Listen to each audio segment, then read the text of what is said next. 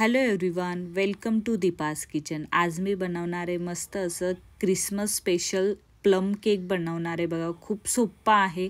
फक्त थोडंसं म्हणजे थोडा टाईम लागतो. मी असं बोलणार नाही की झटपट असा बनवून तयार होणार म्हणून.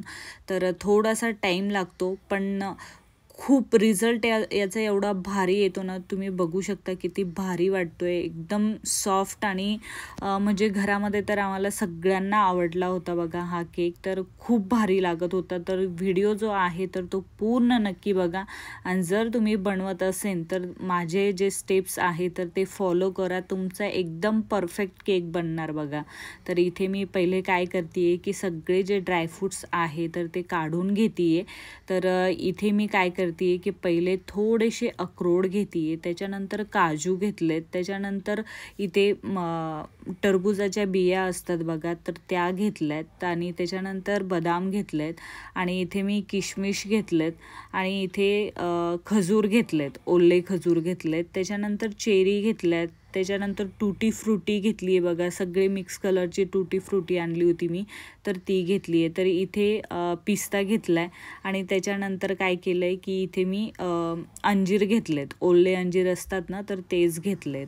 तर इथे जे तुमच्याकडे ड्रायफ्रूट्स नसतील तर तुम्ही स्किपही करू शकता, आणि बाकीचे ड्रायफ्रूट्स तुम्ही वाढवू शकता. तर इथे मी सगळे ड्रायफ्रूट्स काय करते की म्हणजे मला 1 कप इथे मी मला ड्रायफ्रूट्स लागणार आहे, तर त्याच्यासाठी मी काय करते की कपमध्येच त्याला चॉप करून घेते. तर तुम्ही तुमच्याकडे जे ड्रायफ्रूट्स नसतील तर तुम्ही ते स्किप करा आणि कंटिन्यू म्हणजे थोडेशा नंतर जे ड्रायफ्रूट आहे ते वाढवू शकता. तर इथे सगळे ड्रायफ्रूट्स जे आहे तर ते एकदम कप भरून मी असे घेतलेत बघा, आणि काही ड्रायफ्रूट्स उरलेत पण आहे. तर छान असे मस्त 1 कप भरून ड्रायफ्रूट्स घ्यायचे. त्याच्यानंतर काय करायचे की साखर घ्यायची आहे. तर इथे मी साखर घेतली आहे 1/2 कप. तर इथे 1/2 कप साखर घेतली आहे. त्याच्यानंतर 2 टेबलस्पून इथे मी परत साखर घेतली आहे. तर इथे तुम्हाला साखर नसेल वापरायची तर तुम्ही इथे गूळही वापरू शकता. आणि साखरेला छान असं मस्त त्याला गरम करायचं आहे बघा. म्हणजे एकदम त्याच्यामध्ये पाणी न टाकता आपल्याला त्याला छान असं म्हणजे त्याची चाचणी बनवायची आहे बघा. तर एकदम छान असं मिक्स करून घ्यायचं आहे. जशी साखर मिक्स व्हायला लागली तसं आपल्याला गॅस एकदम बंद करून टाकायचं आहे, आणि त्याच्यानंतरच त्याला चांगलं असं मिक्स करत राहायचं आहे. तर बघू शकता तुम्ही किती छान एकदम हनीसारखं वाटते बघा ते.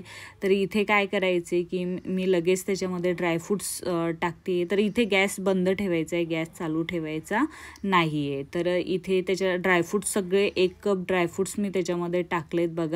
नंतर काय करायचे की सगळे ड्रायफ्रूट जे आहे तर ते साखरेच्या पाकामध्ये सगळे मिक्स करून घ्यायचे. तर इथे मी 2 चम्मच इथे पाणी टाकलं आहे.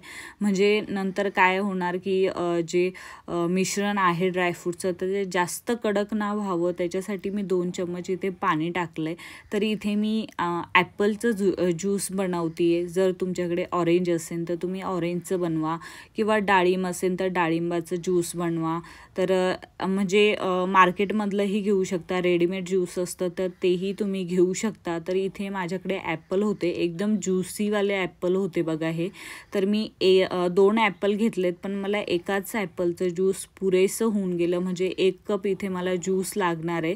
तर 1 कप पुरेसं म्हणजे भरून गेला बघा कप एकदम. तर काय करायचे की छान असं म्हणजे मिक्सरमधून बारीक करून घ्यायचं आहे त्या ॲपलला. तुम्ही बघू शकता किती छान असं मस्त बारीक झालं आहे ते. त्याच्यानंतर काय करायचं की त्याला गाळून घ्यायचं आहे. म्हणजे काय होणार की जे गाठी म्हणजे थोडंफार जाडसर राहिलेलं आहे तर ते निघून जाणार छान. तर एका चाळणीमध्ये मी छान त्याला असं गाळून घेते आहे. तर काय करायचं की जेव्हा आपण मिक्सरमधून ॲपल काढू ना तर थोडंसं पाणी त्याच्यामध्ये टाकायचं आहे. म्हणजे काय होणार की त्याच्या अजून ते छान असं बारीक होणार. तर बघू शकता जे जाडसर आहे तर ते वरतीच चाळणीमध्ये राहिलं आहे, तर ते आपल्याला मिश्रणामध्ये टाकायचं नाही आहे.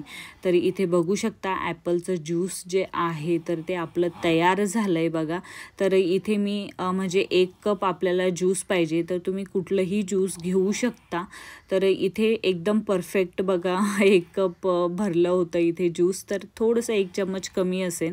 तर इथे जे मिश्रण आहे तर ते चांगलंच कडक झालं होतं. तर ते थंड प्रॉपर थंड झाल्यावरच आपल्याला ज्यूस त्याच्यामध्ये टाकायचं आहे.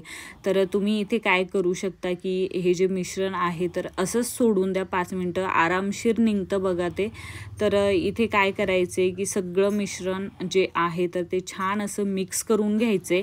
मिक्स केल्याच्या नंतर थोडंसं हार्ड होतं ते, एकदम कडक म्हणजे कसं आपण एकदम कॅरेमलाइज केलं आहे ना तर साखरेला, तर ते कसं कडकच होतं ते. माझं पण मिश्रण जे आहे तर ते कडकच झालं होतं. थोडंसं त्याला 10-15 मिनटं सोडा, ते ॲटोमॅटिक ते सॉफ्ट होतं आणि आपल्याला मिक्स करायला पण इझी जातं. तर इथे मी काही म्हणजे प्लम केकमध्ये मसाले टाकतात बघा, खडा मसाले.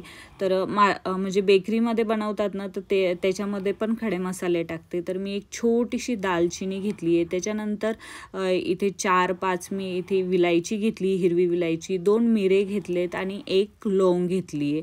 आणि इथे 1 टेबलस्पून इथे साखर टाकली आहे आणि 1 टीस्पून इथे मी म्हणजे सुक्या अद्रकचं पावडर टाकलं आहे, जेगेरी पावडर असं बोलतात बघा त्याला, तर ते इथे टाकलं आहे. तर साखर याच्यासाठी की एवढं म्हणजे कमी खडे मसाले तर ते निघणार नाही, त्याच्यासाठी मी तिथे 1 टेबलस्पून इथे मी साखर टाकली आहे. तर छान जे मसाले आहे तर ते बारीक करून घ्यायचे आणि साईडने ठेवून द्यायचे. तर इथे मी बटर जे आहे तर ते पहिलेच म्हणजे जेव्हा मसाले करत होते म्हणजे मिक्सरमधून काढत होतं तर ते पहिलेच बटर मी मिक्स करून घ्यायचं होतं, म्हणजे मेल्ट करून घ्यायला पाहिजे होतं. तर इथे नंतर मी काय केलं की जे बटर आहे तर ते मेल्ट केलं. तर इथे थंड व्हायला थोडंसं टाईम माझा वेस्ट गेला, म्हणजे 10 मिनटं माझे वेस्ट गेले. तर इथे काय करा की तुम्ही जेव्हा मसाले काढताना तर पहिलेच आपल्याला काय करायचे की बटर जे आहे तर ते मेल्ट करून घ्यायचे. तर इथे मी काय केलं, बटर घेतलं आहे, मेल्टेड बटर घेतलं आहे 1/2 कप, हाफ कप इथे मी बटर घेतलं आहे आणि मिल्क घेतलं आहे हाफ कप. आणि छान याला काय करायचे की मिक्स करून घ्यायचं आहे बघा. तर इथे मिक्स केल्याच्यानंतर चांगलं 1-2 मिनटं छान त्याला मिक्स करून घ्यायचं आहे आणि दूध पण नॉर्मल टेम्परेचरचं घ्यायचं आहे.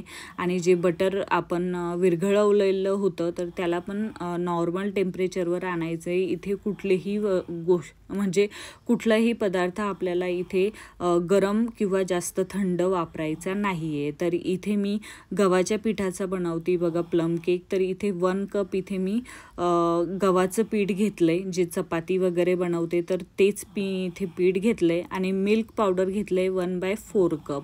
तर मिल्क पावडर याच्यासाठी की आपण गव्हाचं पीठ वापरतोय तर त्याच्यासाठी मिल्क पावडर लागतं, म्हणजे सॉफ्ट होण्यासाठी. जर तुम्ही मैदा टाकत असेल तर मिल्क पावडर नाही पण टाकलं तरी चालतं. तर इथे मी व्हॅनिला एसेस टाकलं आहे की म्हणजे पहिलेच टाकायला पाहिजे होतं, ते मी नंतर टाकलं आहे. तर व्हॅनिला टाकलं आहे मी 1/2 टीस्पून टाकलं आहे. तर छान त्याला मिक्स करून घ्यायचं आहे पिठाला. त्याच्यानंतर चांगलं मिक्स केल्याच्यानंतर जे आपण ड्रायफ्रूटचं मिश्रण बनवून ठेवलं होतं ते पण छान असं सॉफ्ट झालं होतं बघा.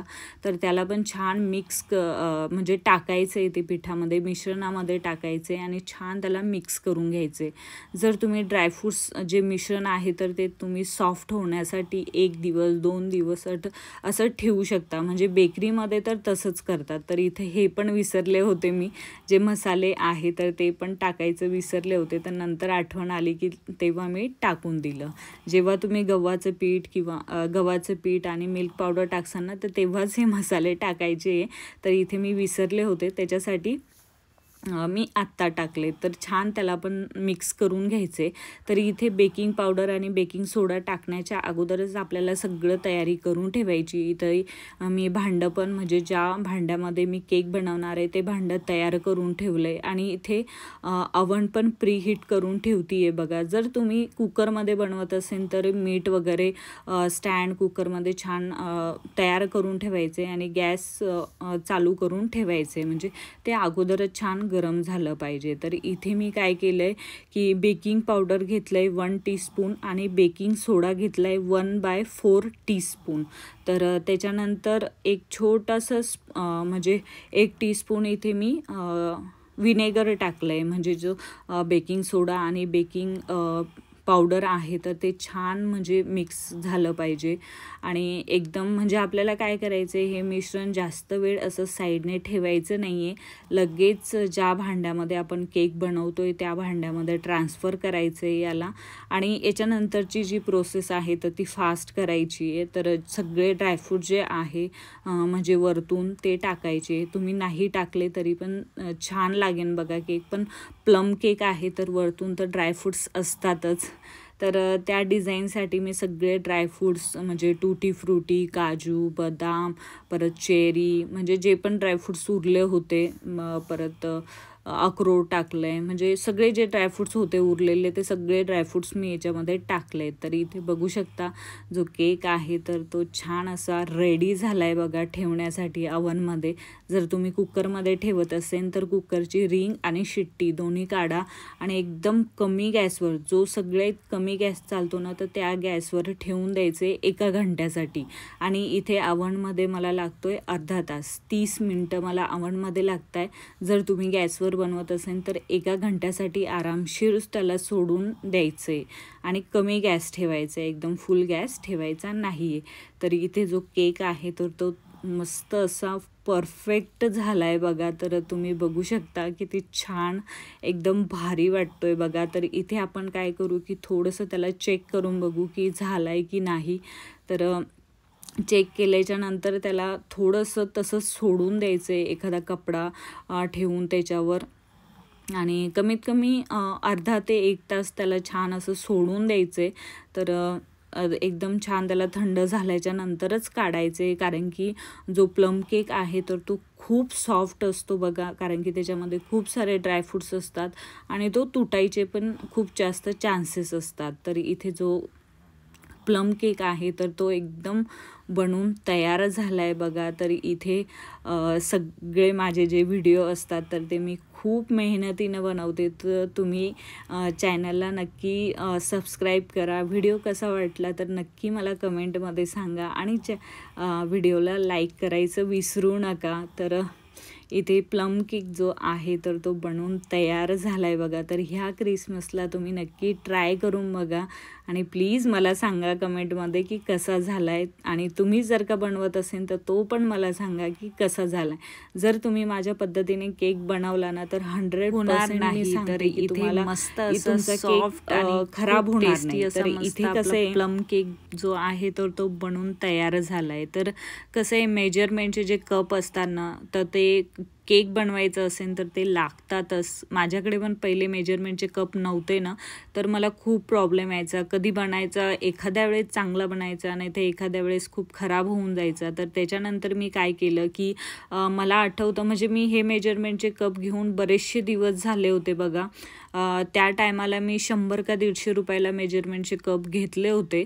तर तुम्ही पण एकदा घेऊन टाका. म्हणजे कसं आहे की तुम्हाला पण जेव्हा तुम्ही केक बनवसाल तर तुम्हाला काहीही प्रॉब्लेम येणार नाही आणि एकदम इझिली मस्त असा सॉफ्ट केक बनवून तयार होणार बघा. तर इथे मस्त असा प्लम केक जो आहे तर तो बनवून तयार झाला आहे. तर चला स्वस्त रहा, मस्त रहा, चांगलं जेवण करा. Thank you, bye bye.